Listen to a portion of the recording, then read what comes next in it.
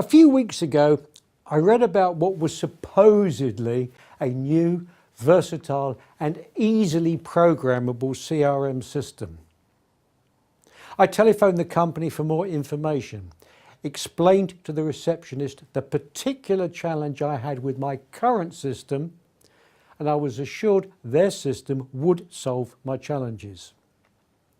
Neither a salesperson or a technical consultant was available to speak with me.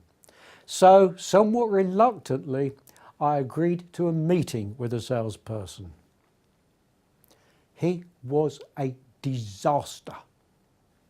After a quick hello, he launched into what was obviously going to be a lengthy presentation of his company and his amazing CRM system.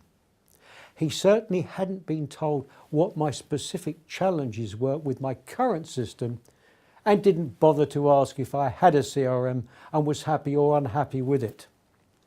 When I tried to interrupt and ask some questions, he almost impolitely brushed them aside and said, "I'll tell you about that later."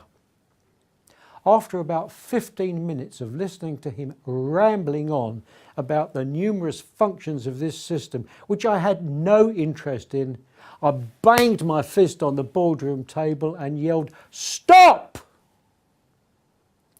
I then told him what I did, which of course he hadn't bothered to ask, and I gave him a free, short coaching session on how to handle presentations, and then asked him to leave.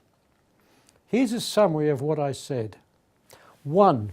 Do not ever start a sales meeting with a sales presentation. Start by finding out about me and my company, my challenges, and what I might be wanting this product or service to do for me. 2. Do not use a canned presentation. In other words, the same presentation to every potential customer. We do not all want or need the same thing. 3.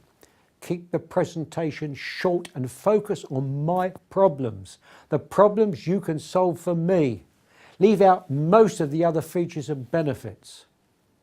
4. Let me interrupt and ask questions. I hate to be ignored or brushed aside. It's rude.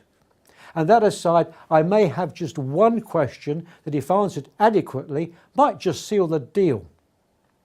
5. Watch my body language, mannerisms, gestures and facial expressions.